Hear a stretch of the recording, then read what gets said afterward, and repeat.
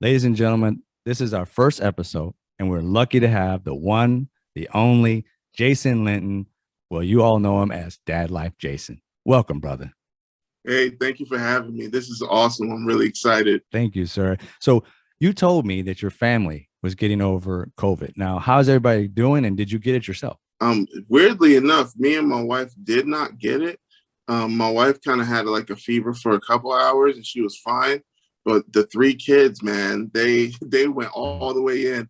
And I was like, no, God just protected me from that thing. I was able to go out and get the test, get the medicines through the drive-throughs and all of that stuff. So yeah, thank God for that, and thank God for DoorDash. So Exactly. My girlfriend got it, and I didn't get it. Thank God. I was worried about it because yeah, I lost my sister to COVID last year. yeah. So now I'm that was sorry about before. I understand. Well, it was a year before the vaccines came out. yeah. Yeah. So that it was really rough. So my first question to you is when I first heard of TikTok, I was told it was a kid app. And I steered clear of it for a long time until my girlfriend joined and got me into it. Now, when did you start and what got you interested into TikTok? Well, actually, mine started out funny enough. I was a teacher's aide for the special education department at my school, and I was hearing these kids like making all these jokes. And man, I hate feeling left out, but they had all the jokes, and I was like, "What are y'all talking about?" That's when it hit me. I was like, "Man, I'm old. These kids got cultural references and pop culture references that I got no idea." I'm like, "Where y'all getting this from?" They're like, "You gotta check it out. It's on TikTok." I'm here like, I didn't even know it was an app. So I go home and I download this thing and I'm looking at these videos and it's straight up like I'm laughing, like watching this stuff for like an hour. Like I'm legit, like I forgot to watch my favorite show because I'm here looking at all this TikTok stuff and I'm laughing like, yo, I think I could use this to connect with the students at the school. I could like be that cool teacher, even though I'm old and not hip or whatever, but I could know about this.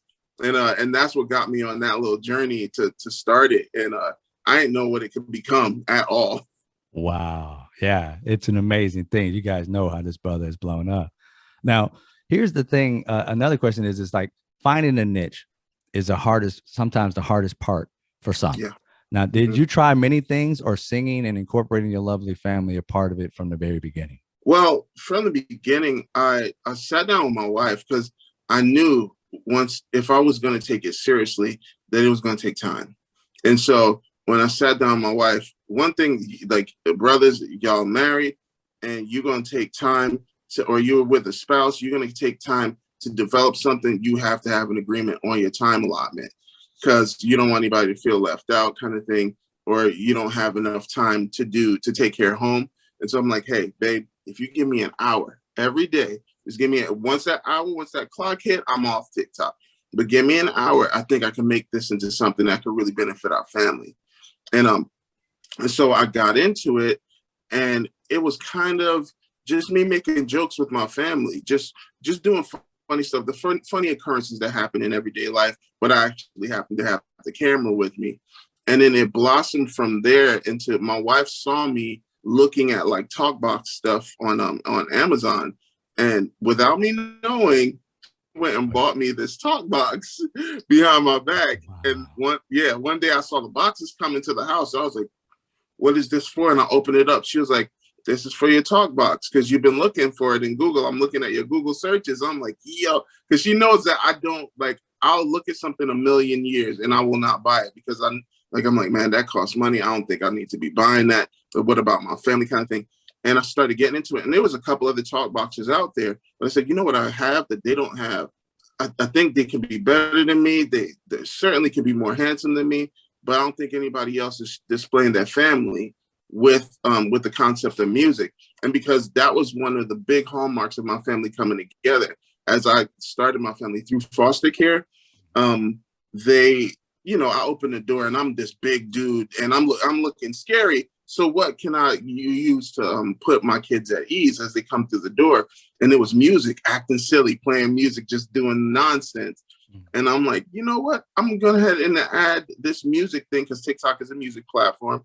And I use the music and family. And that's where my niche was found, was in my fatherhood, love of family, and the music bringing us all together. Nice. Now, how much did you stick to that 1 hour? How long did that last? Oh man, it I think I stuck to the hour up until I think it was when I did a TikTok with Lillian, and it was like a duet of Charlie D'Amelio. And I posted the video and I went to bed. And when I woke up in the morning, it had like 600,000 views. I was like, yo, this is crazy.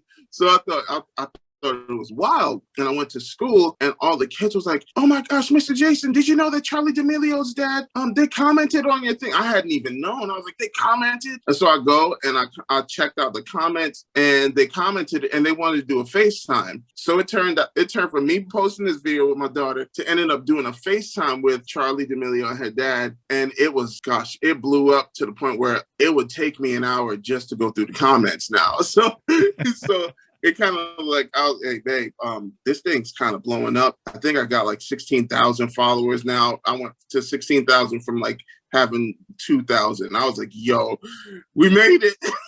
And yeah, it turned into something that was a little bit more. And then we started being able to do live streaming and do music with the lives. And that took about an hour a day to do in the evening. And so, yeah, my wife was with it. She was with it. So yeah, we turned it into something that I don't even know how many hours I take now. It's hours, equipment, it's all type of stuff now. That is so nice. And now here's the thing that I remember when I first, I'm nowhere near that, but it's still millions. But I remember the first time that I woke up and I was getting like maybe like 10 likes, 100 likes, whatever. And then one morning I woke up, I had 3,500 something like that likes. And one night I flipped out the next morning. Like, what? Yeah, how did that happen? What was the biggest number that came for you? And I mean, at the beginning that you were like, holy, I know you just mentioned the one you said from the 16 to like 16,000. Was that the first one? That was the first one. That hit hard. Like I went from 2,000 followers to like 16,000. Like it was crazy to me. I was like, yo, what is going on? What is happening?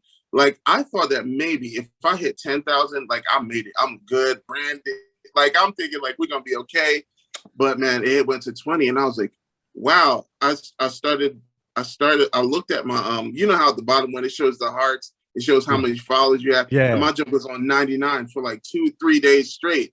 Yeah. I was like, yo, this is crazy. 99, this is wild. And but there was one that I did. It was a talk box video, one of my first talk box videos, and I dropped it. And that junk, it blew. I think it had like 2 million views in like a day. It was crazy. I never seen nothing like that. I was like, 2 million views, and everything was like all the way full. Like everything was like, I had to change my notifications because my phone only lasted 2 hours. It would die. Like wow. It was, so that's when I started as, I was working at school. So I was like really excited about this thing, and I kept on checking it, and I started getting in trouble at my job. Like, what are you looking at on that phone? I'm like, nothing. Like, I'm not looking at nothing bad, but I'm like, I'm excited. This thing is blowing up. It's crazy. So yeah, the notifications will get you, man. When it goes from nothing to all of a sudden it's all over the place. I was like, man, I don't know, man. Do I need an agent? What's going on? Let me go tell my wife. Oh man, I'm about to flex.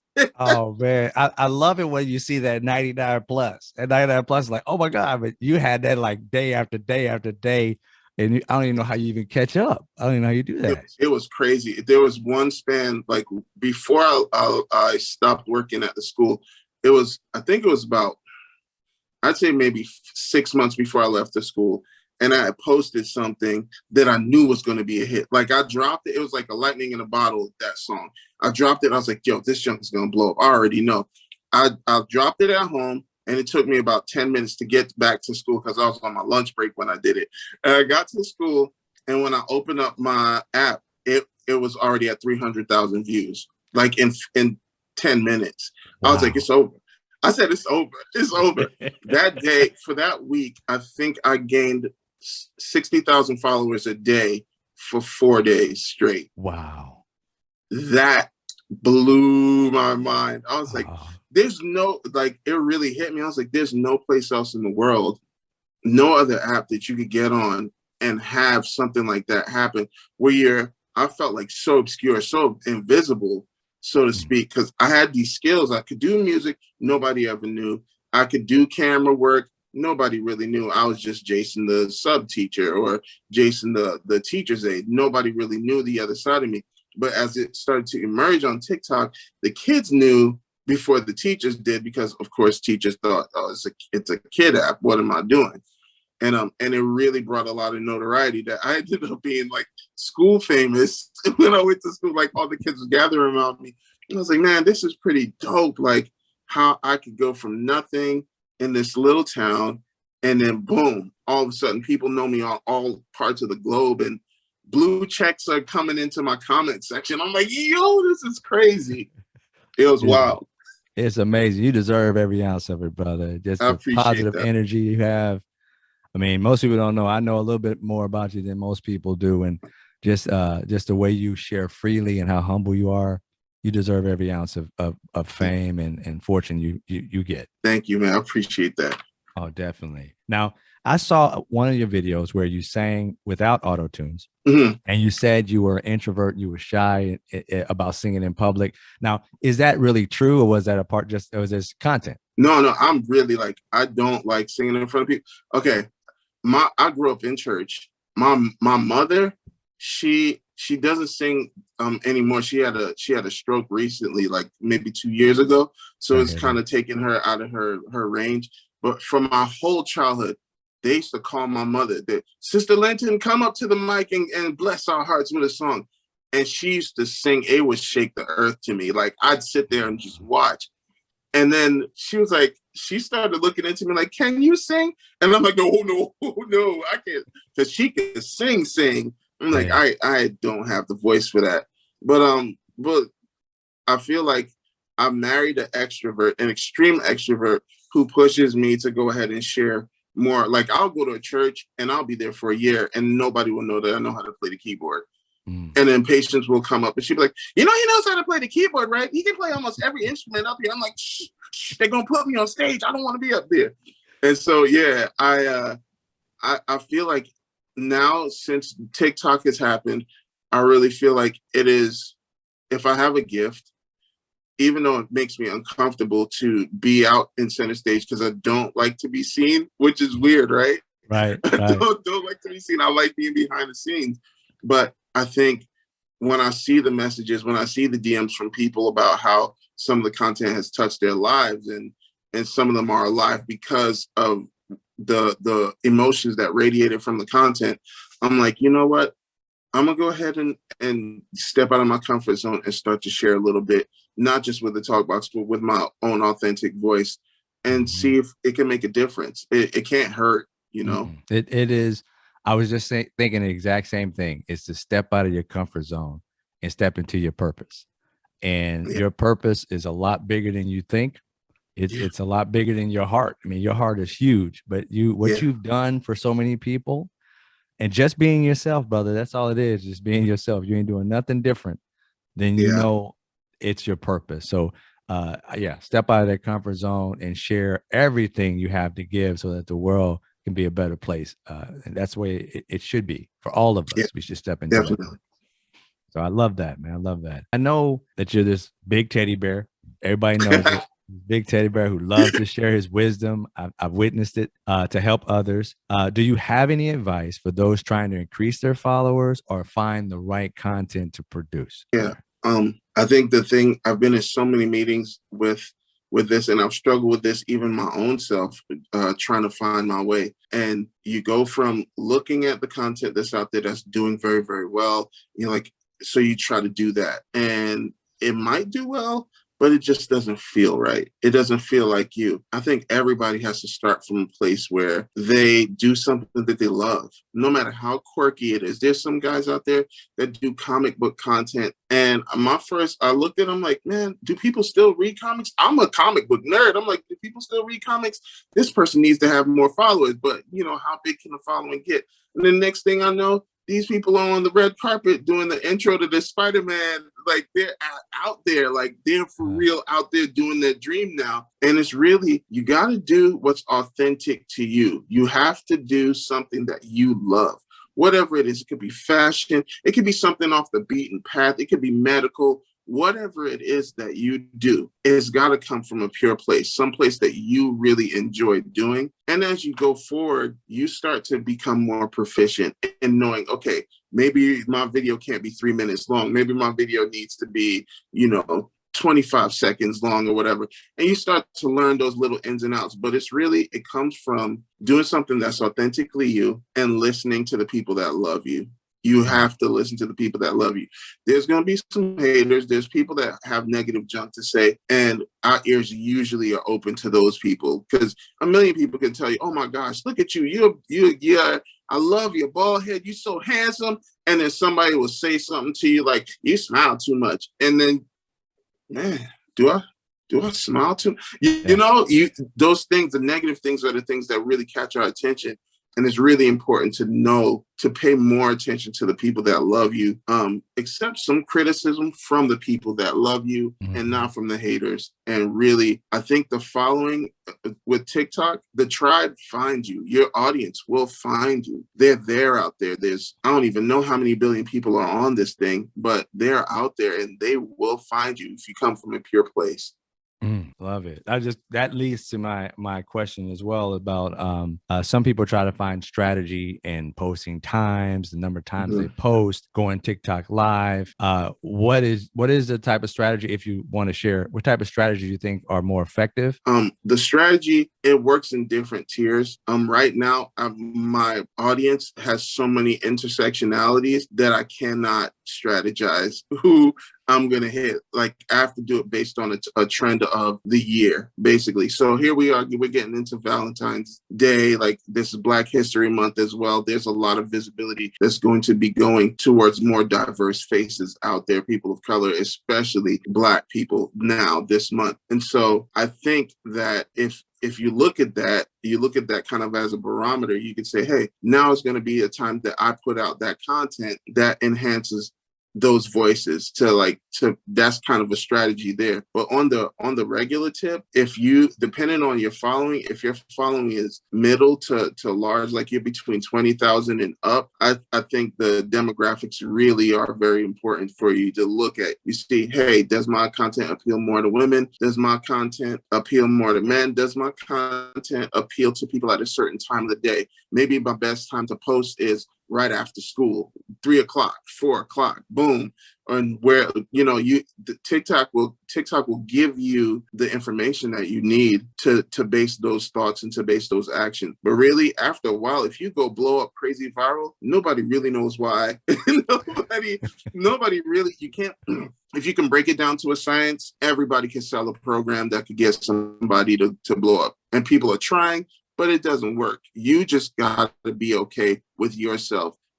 Some people start and they blow up right away and they never hit a ceiling. And some people, they're out there grinding for a year and nobody knows they exist. And all of a sudden, it only takes one. And now everybody's going back through all your content. Make good stuff. That is the top, I guess.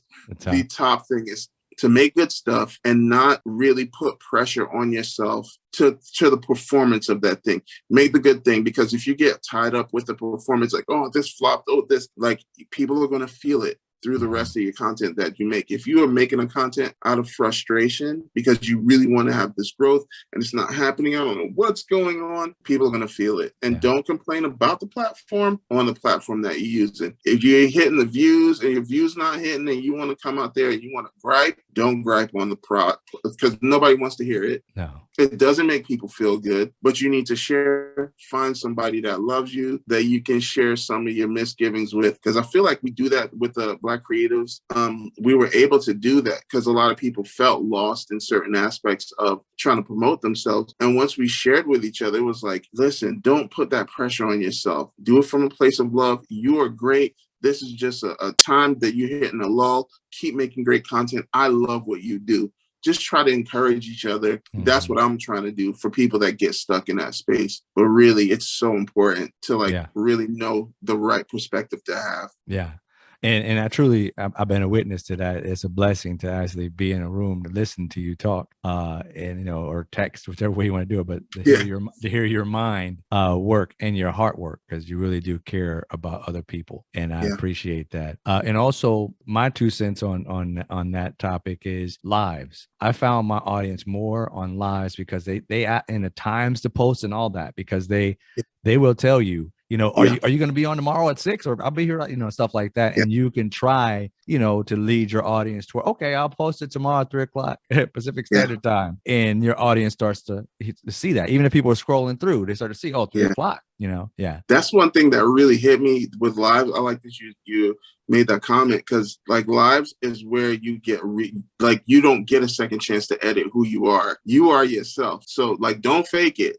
We did a whole meeting with Charlemagne, and he said you can fake it and become successful, but eventually the fake is going to crack and people are going to see the real you. Be who you are. And as you get on live, you cannot edit that. You are who you are. If something crazy happened in your house, everybody's seeing what's going on. You are live. You're doing it. And one of the cool things that I've seen in lives is people saying, "Hey, I just rushed home from work to see this is really a pick me up." And I'm like, man, there's people that's working hard all day long, and they're coming home to give their best to their kids, and they grab their kids with their arms and bring them in front of me and share the content that I'm doing live with their family.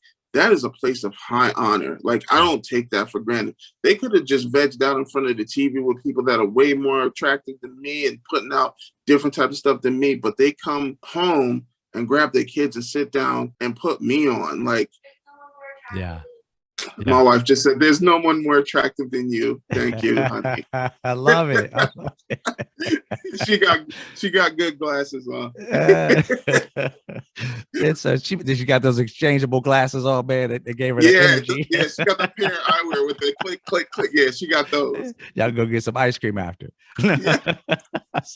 So here's the thing: is I started to pay attention to you actually expounding beyond the music. One of the videos that I saw was you talking about your father and how he was like Superman to you, because you were shaving and you're talking about you look like Superman to you. And then I kind of got the feeling that you never got a chance to ever see him cry. And I'm wondering, in that same vein, were you as a man growing up, like not allowed to cry? And if so, how did you express yourself? How did you find did you find yourself frustrated? And then later on was a cathartic moment where you realized, I have to let this go? Yeah.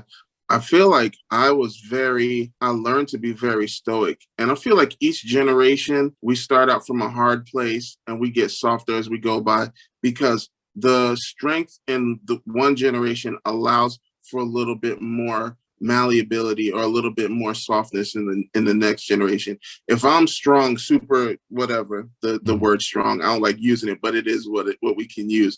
If I am strong and stoic and I don't cry, but I have created a place that's safe for my son to fall down, scratch his knee, and I see him crying, and then I help him out. He, in turn, will create another place of safety for his son to elevate that from just crying to communicating.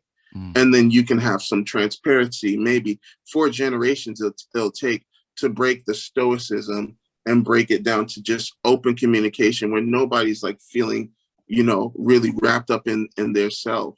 And for me, my growing up and becoming a man, I was very stoic. I was not letting anybody see the cards at all. Like I did not cry at movies.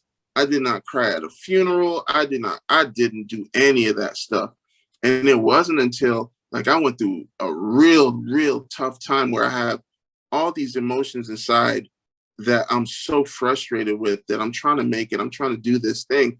And Patience comes up beside me. This is after we get married. And she's like, "Talk to me. How do you feel?" I'm like, "What?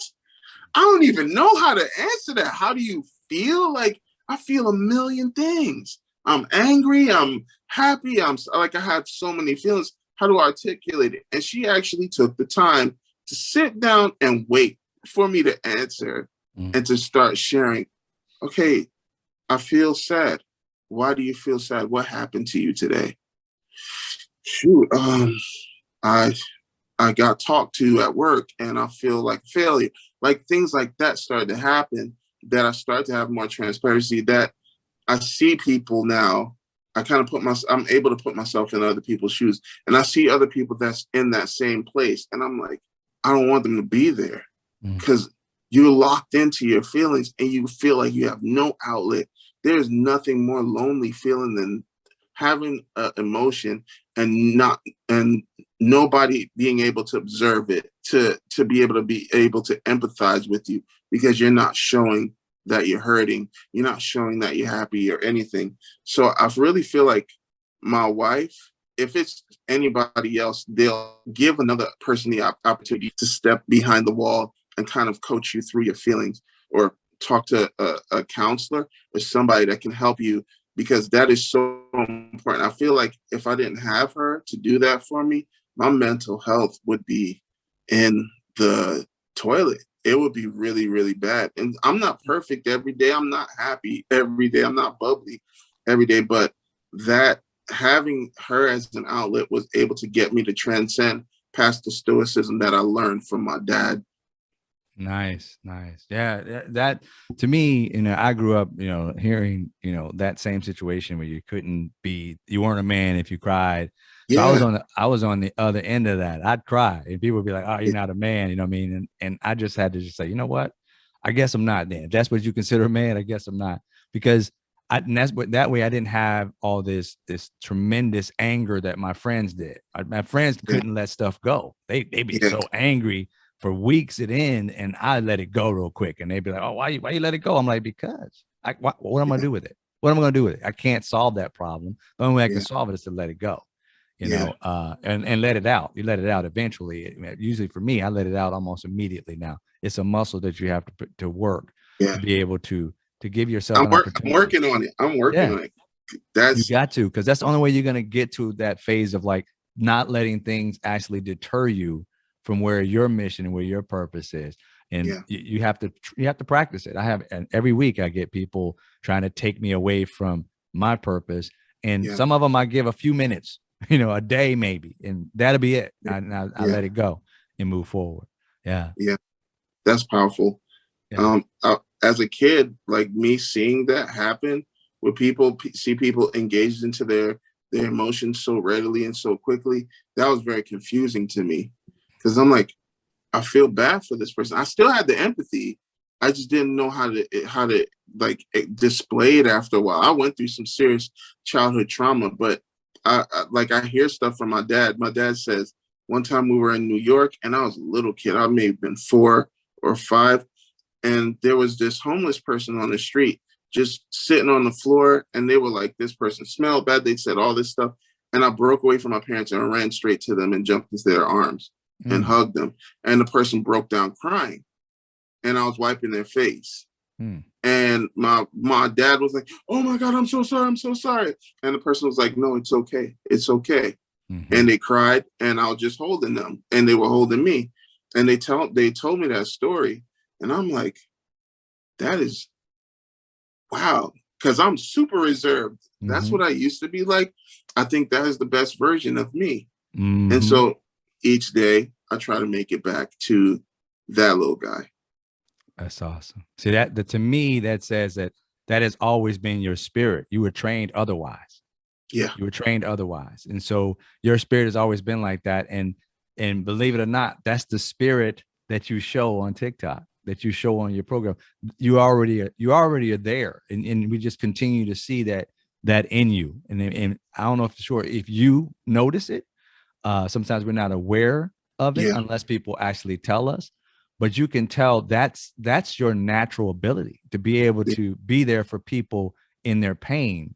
And even though you may not have been able to tap into it to yourself, you can tell now you tap into it more often than you did before, because the Yeah. way that you be able to do what you do. So you step back into that kid, and I love that. I Yeah. love when we realize that, stop being a grown up sometimes and step Yeah. into your childhood again and realize that your purest self was when you were a baby, when you were Yeah. young. That's your purest self. That's the purest love you can possibly have for somebody. There were no restrictions. There were nothing else. You saw another human being and you immediately wanted to run up and hug them. You wanted to kiss Yeah. them on the cheek, grab their Yeah. hand and walk with them and play. That's Yeah. all. So if we can release all these negative things that we've been trained on, we can Yeah. get back to that oneness of we're all the same. We Yeah. all love the like. Yeah, I love it, man. I appreciate you. That's beautiful. Now, I'm gonna step into some things that are a little personal, and you don't have to answer them. You can, but they're not anything bad. I don't go anywhere Yeah. negative. What was the first thing you bought for yourself after you made a substantial amount of money from TikTok? It can be anything. Watch this. I don't care what it is. The first thing that you bought, it was like, yeah, TikTok got this. I did this. I worked hard. Trying to think. Oh my gosh. Oh, a list? My wife goes, "You want me to give you a list?" Wow. Oh shoot. Wow. You didn't have none. You was like, I got this with my TikTok buddy. You know what? Yes, there was. So okay, this one is a cool story. You're gonna like this. I love it. So I had this this Ford Explorer from 2013. It was a 2013 model. And that thing, well, it served its purpose well. Series 7, it was a beautiful car. And it started to show its age, started to have some issues. And I was spending money from TikTok trying to repair this car. And everything I fixed, something else was breaking. So me and my wife drive to another town, neighboring town, about 45 minutes away. And so we're there. And she goes, "Hey, why don't we just check out the dealership?" And I'm looking at her like, "I don't know, man. Dealership? Like, we should just go look and find out what they would give us for the car. You know, we're supposed to go to like, what was it? Sam's Club. We're supposed to go to Sam's Club and get some groceries and stuff." And so she's like, "Yeah, let's just go up there." So we drive up there in the car. We step up in there and the guy's like, "Okay, so what do you do for a living?" "Oh, I make TikTok." I'm like, I put my name down. Like, I'm putting this stuff down on the financial forms and everything. Like, man, I just want to know how much y'all gonna give us for this car. And I was upside down in the car too. It was crazy. And so I'm here like, man, the dude comes back. He's like, "Okay, let's go out to the lot and go look for some." I'm like, excuse me? Like, so we went out there and they had what was it, a 2020? A 2020? No, last year. Yeah, it was a 2020 Explorer out there in red. It was cherry red. And I was like, "Why don't you go ahead and take this for a test drive?" And I'm like, he's like, "Yeah, we're working on the financials right now." And I'm like, okay. I took that thing, went around the block, came back, and they were like, "Okay, we can go ahead and finalize the sale." They told me how I was basically getting paid. The trade-in value was paying off the whole car and putting some money into the new car because it was crazy. There was so much rebates and stuff that came back that day. And I was able to do it because I was making a living off of TikTok. And I was like, I drove off the lot and like halfway to the house, like I just start crying. And I'm just like, I'm able to do something for my family with what I'm sharing out there in the universe. And I told my wife, I think this can be beneficial, but I had no scope of how beneficial it truly could be and we got home and the kids come outside and they jump inside the car and they're like, "Oh," they're messing with the power windows and all that stuff. And I'm like, God, thank you for all the moments that led to this point, to those kids telling me, "Hey, it's on TikTok." And I'm like, it led to this point where I was able to do something that somewhat was a dream come true. Like, I always wanted to be that guy that was able to do foster care and then adopt a kid and then show the kid a life that they never really dreamed was possible. And that car was the first step. And that was because of TikTok.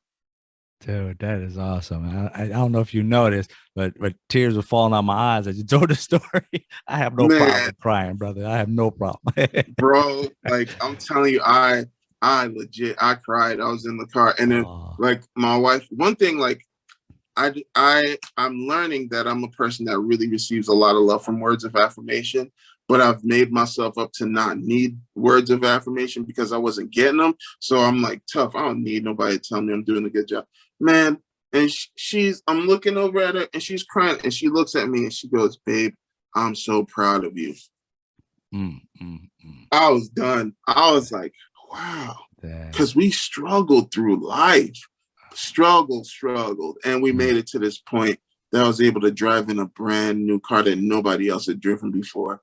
And that was very, very much a touchstone in my life. That is, wow. Yeah. Thank you, brother, for sharing that. That is an amazing feeling. I just can't believe, how this app has been able to change people's lives. And that is one thing I love. I can't wait to share this with the audience about this, because I think it's going to help a lot of people see. It's hopefully a lot of men to see that it's okay to cry, that Yeah, it's okay to dream, it's okay to take chances, and stop putting the bravado out there. I'm not going to do this because I'm a man. yeah. No, just be yourself and allow yourself to grow. And It's man, okay to dream. Oh it's man. okay to dream, man. Good night. Please, put it on the t-shirt. I'll buy it from you for real. That then I don't think enough of us hear that, because Mhm. we're like, you put your nose to the grindstone. You start at the basement floor. You can make it. Just keep working hard and don't expect anybody to notice. Just Mhm. handle your thing and put your head down and do what you need to do. And man, there gotta be, like, that's admirable, but Mhm. there's gotta be more to life. That can provide everything that you need financially, but you gotta have some type of outlet to dream of making something, of doing something that is, I think that we're all created to be creative in Mhm. some area. And not everybody's going to be comfortable in front of a camera. Some people are comfortable with a paintbrush in their hand. Some people are comfortable building model ships, whatever it is. Mhm. But you have a dream, whatever it is. It's okay to Mhm. have that.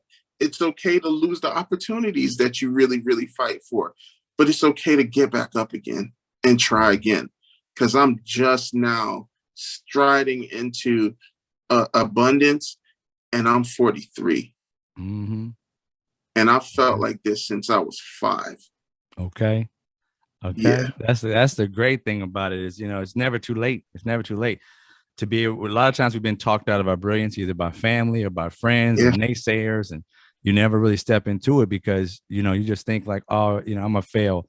And that's one thing I preach and teach all the time. You have to fail forward, Yeah. keep falling and getting up. Nobody succeeded their way all the way through life. Every successful person has failed more than they have ever succeeded. And going forward, I don't care how much money they have, they're still going to fail more than they succeed. You just Oh, have to yeah. look at it from that perspective instead of thinking like, I got to win every time. Yeah. So yeah, love it, man. Okay, what is your favorite color? Blue. Blue is your favorite color. All right, That's now my favorite color. is it a particular blue? Is it just blue? No, it's not. Like, it's crazy. Like, I love the spectrum of blue, like blue light, blue. Like, I'm looking at your picture, and it's very aesthetically pleasing to me because is it a sweatshirt Yeah, that you have? yeah. It's blue. Yeah, this blue, and then it's coinciding with the magenta behind you. It's just like, I love that. Like, Yeah. blue and magenta, that type of combination. That's me. Like, I Oh, love it. oh, Like, as you definitely. can see, like, I love blue.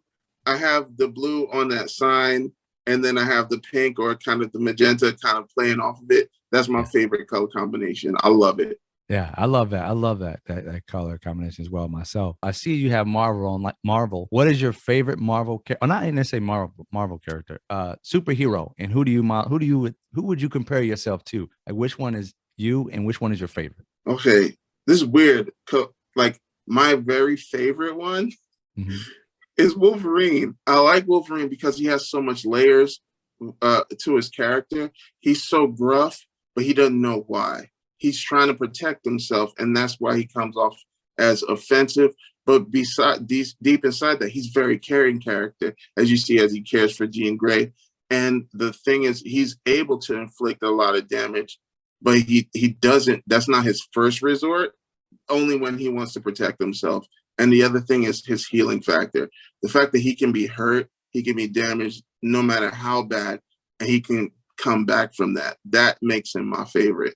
As far as one that I identify with, wow, the one that I would probably most like to be maybe would be Professor X, which is like, this is not Avengers, right? But like, I like Professor X because he knows what people are thinking. He knows what they need, and I think he knows how to help them. And that is a very powerful thing that I wish that I had. Like, I wish I could know. It would be super, super helpful with my wife. Like, because sometimes I don't know what she's thinking. I'm like, yo, honey, I wish I had that. Give me a second. Oh, left the toilet seat up again. All right, got you. Like, forgot to put my socks in the laundry hamper. Oh, like, yeah, I think his, and it's probably because we've been watching that stuff, but I just think that's a very powerful, person to be, is to be so powerful and use it to help others. It's pretty awesome. Nice. What is your favorite? Well, I don't know for sure if you drink or not. If you do, what is your favorite drink and food? What is your favorite food? Shoot, drink. I don't really drink because it doesn't do anything to me. But if I were to say something, it would be, what is it? It's like a Moscato with the bubbles in it. Oh, okay. What is it called? Say it again. Desanti. Moscato Desanti. Okay, yeah. All right. So Desanti. I see. If I had that Professor X power right now, yeah. But it's the wine with the bubbles in it. Like, I just think it's super calming. It's relaxed, but it still tastes like juice. So I like that. It's sweet. Yeah. And that's what I enjoy. Anything else, like liquor, doesn't really do anything to me, so it just tastes bad. Yeah, like, but like there's some like when I was a kid, I grew up with my parents having Ray and nephew around, so they'd put Ray. It's like a Jamaican rum. It's really, really strong, and they'd make a drink where they'd pour that into it, and it's not to get anybody drunk, but it just gave a little taste of the spirits in there, and I thought that was pretty cool. And my favorite food, you said? Yeah. Woo, man, I love General Tso's chicken and pork fried rice. Oh. I can't eat it every day. I'm not supposed to eat it probably at all. But yeah, that's a hood favorite right there. That was when I knew I had a little bit of money. I was making money. I was like, when I was broke, I'd go in with the $2 and I get the 4 chicken wings fried hard with the rice. Like, that's, yeah, $2. Get the 4 chicken wings. I'm good. When I had like 5 and 6, we get the General Tso's with the pork fried rice. Yeah. Extra duck sauce. Man, that thing hit the spot. I love it, man. I love it. Going on the same food thing, do you cook? And if you do, what is the favorite meal that everybody's like, I want dad to cook that because dad is the bomb at that? Dad is the bomb at making breakfast. My pancakes are flawless. When I mean, and I'm not talking about the little pancakes like, you put like 4 on the plate. I make the big ones that overwhelm the plate, the real big ones. And I don't care what size the pan is. I will flip it and it will not be messed up. It will be perfectly brown on both sides. My scrambled eggs and sausage, man. The dinner, like, I'll leave the dinner alone. My wife she do the dinner, but give me breakfast foods, man. I will smash it every time. I'm telling you. I love it, man. Oh yeah. When did you discover? Oh, you said your mother taught, it helped you understand what music was about. That's where you learned music from. Is from your mom. It's crazy. I don't know why when I thought of your mom, when you said that, I just said, well, you said she sang. The person that went to my head was Mahalia Jackson. That's the first. Oh my gosh. Listen, man, that's what I grew up on. My mom was like the Jamaican prototype Mahalia Jackson. It's like, that's who she wanted to be like her. Like, she loved Mahalia. We had Mahalia records in the house, and then once CDs were invented, oh my gosh, that's so weird to say. Yeah. I lived in a world where no CDs were, and then all of a sudden they were there, and now we don't use them anymore. But CDs, when they came out, the first CD my dad ever bought was a Mahalia Jackson CD. And I remember it because I put it inside the CD player upside down because I thought it worked like a record where the needle comes down on top. Yeah. But the story of my mom and music is a very interesting one. My dad was a traveling evangelist. He would drive hours to go places and preach. And my mom was like the arm candy. She'd come up and she'd sing and get the crowd warmed up for him to come in there and get to getting loud. But one of the things she told me, she said she loved music so much and she always wanted me to be some sort of connection with music. So while I was yet in the womb, she would get a guitar. She did not know how to play, but she'd strum it on her womb. As all throughout the development of me before I got to breathe this air. She strummed the guitar, and I have been, in kindergarten, I can tell I can differentiate with tones. I could harmonize at the age of like 4.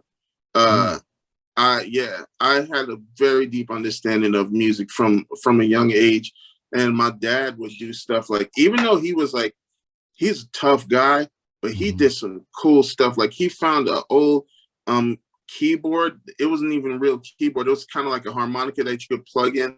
Like you plug this thing in and it blew a fan, and it sounded like one of those accordions, but it had legs on it, and so you screw the legs into it, and you can play it. And when you plugged it in, the fan would start, and it sounded exactly like an accordion, just like an accordion. It even had the little, you know how the accordion has those little black dots and stuff that you play. It had a little bit of those on the keyboard itself that played like harmonies and stuff.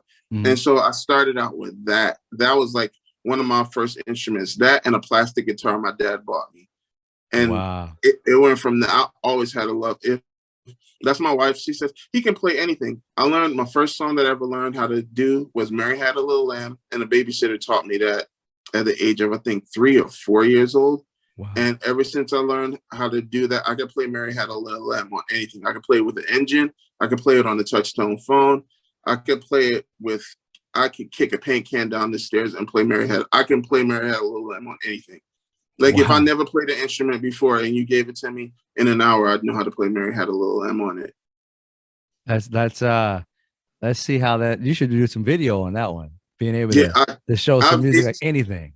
It's crazy. Like my nephew, he had this big euphonium, like it's like a trombone kind of instrument. Never touched one before. He hands it to me, and I'm like, "How do you make this thing make noise?" And he's like, "You got to do this thing with your lips." And I'm like, "Okay." So I did, and it made noise. I'm like, "What do these things do?" And I started squeezing them, and I started noticing the tone was changing. The tone was changing with how I moved my lips. Mary Had a Little Lamb came out. Wow. I love to see that, bro. That's amazing. I mean, it's wonderful to see people, step into their gifts and actually, it's an amazing thing, man. And I appreciate you giving me that moment of just even think about, even our people who are going to be watching too, to think about stepping into your brilliance, into your greatness. Sometimes we don't think that it means anything, that it's nothing, that it's just some weird thing that I do. It's your gift. And if you share your gift, others will be more willing to step into their own.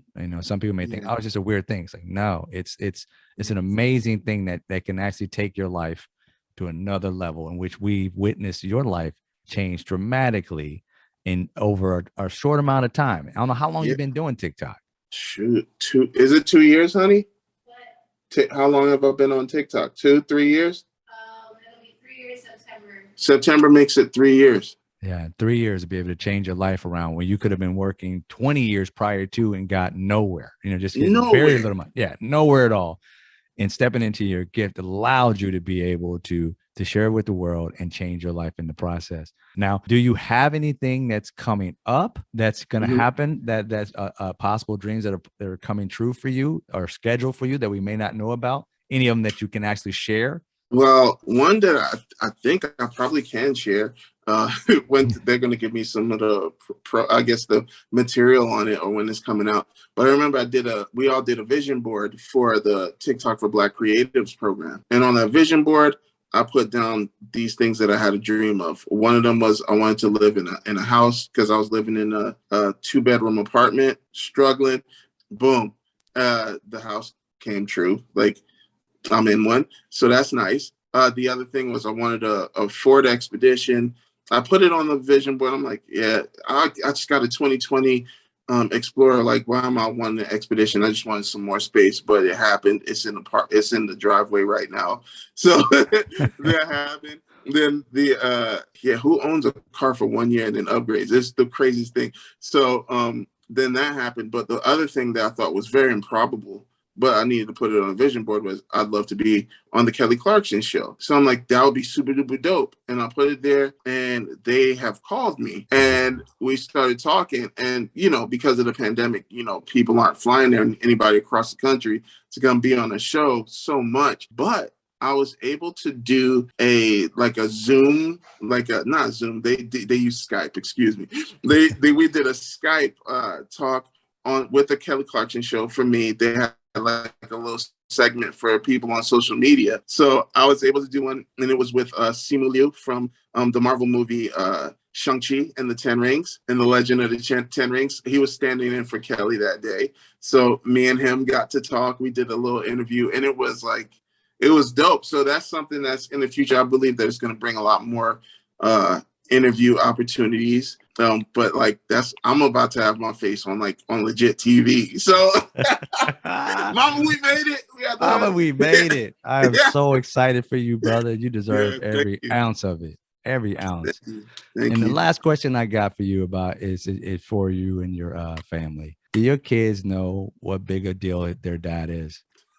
No. I just took out the trash to the dumpster, just like right before. That's why I was late. I was like, yo, I'm sorry, my bad. But I was like carrying all the stuff down to the dumpster to throw it away.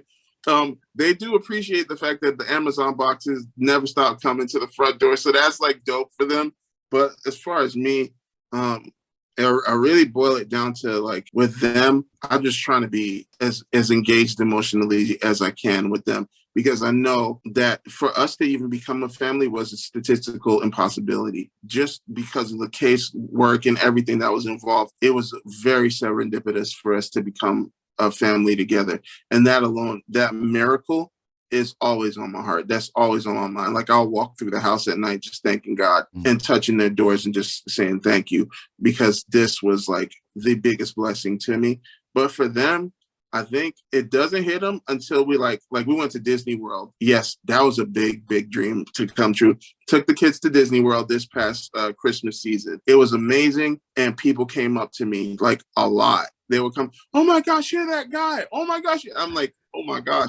And my kids are sitting there like, that was so cool, Dad. They're like, in the beginning, they thought it was so cool. And by the end, they're like, we want our food, Dad. And like, I'm sorry, I'm taking a picture with some people.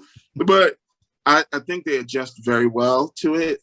Even them, when people come around, kids want to take pictures with them, and they go and they take pictures. I'm like, I thought y'all was shy. Like, y'all are out there too. Like, go ahead.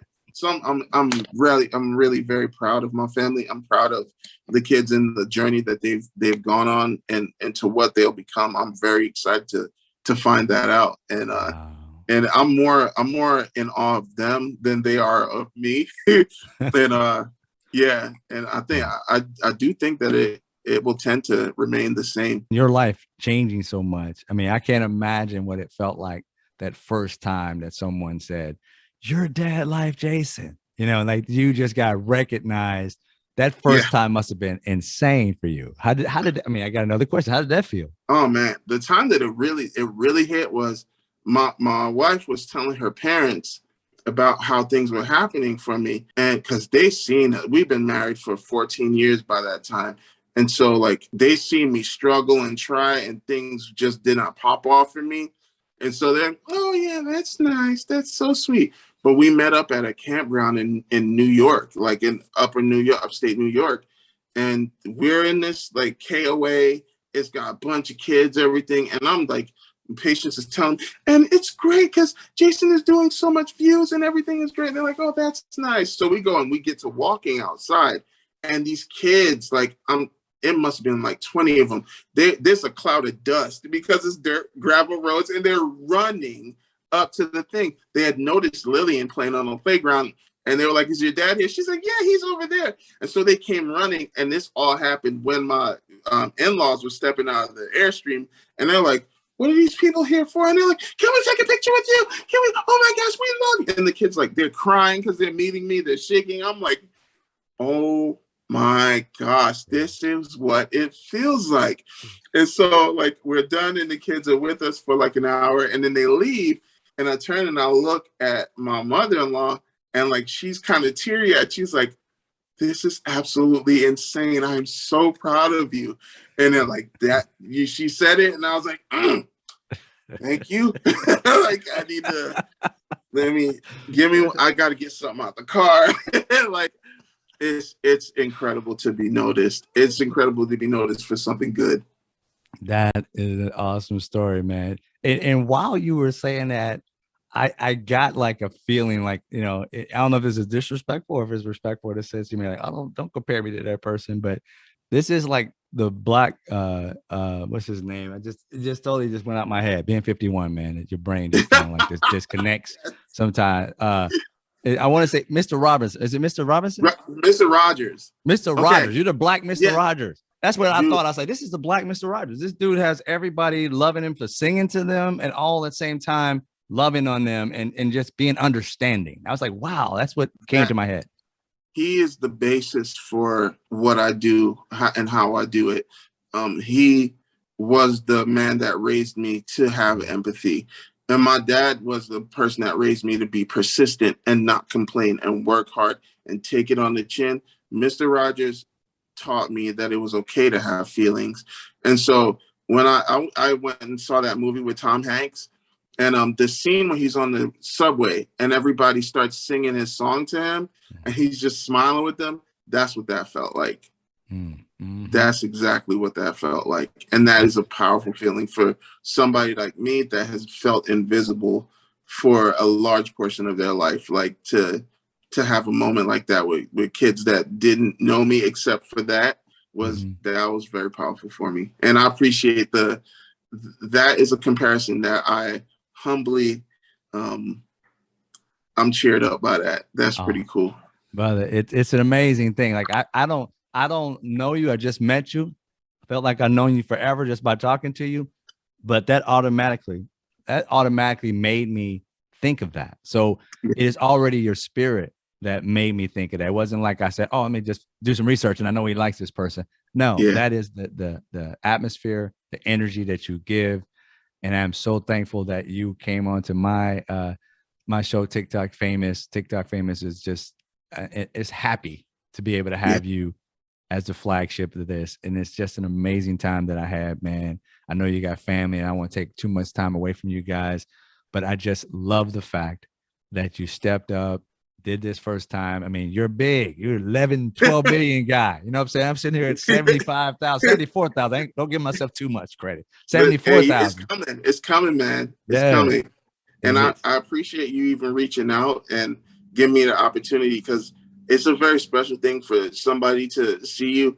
And it's not just a commodity. They really want to hear your heart. And I can feel the genuineness in just your approach. And I'm very happy to get this opportunity to speak with you on your platform.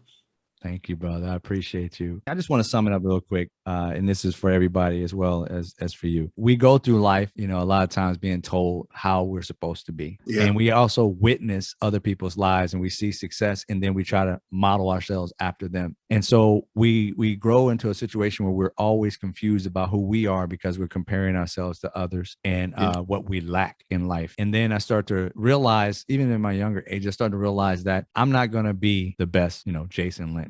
I'm not going to be the best Michael Jordan. I'm only going to be the best Andrew Weaver. And therefore, I got to find out what it is that makes me me. And when we step into those things that make us us, that's when we start to shine, because nobody can be a brilliant Andrew Weaver. Nobody can be the brilliant Jason Linton. So you have to step into your own individual greatness.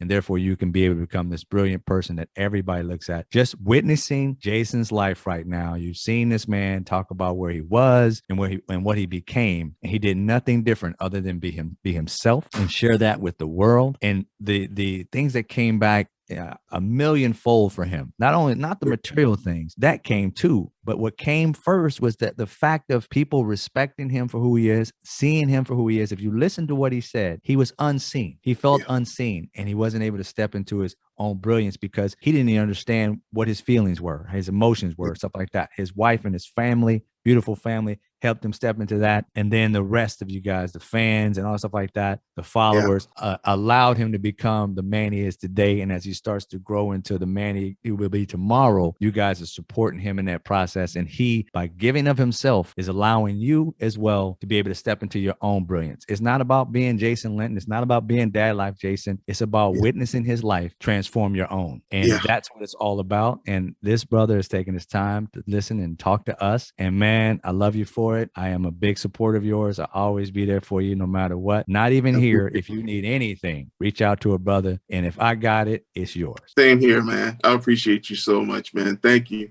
Thank you, man. You have a good one, man. You take care. All right, you too. You just watched TikTok Famous, a Brilliant Entertainment Studios production.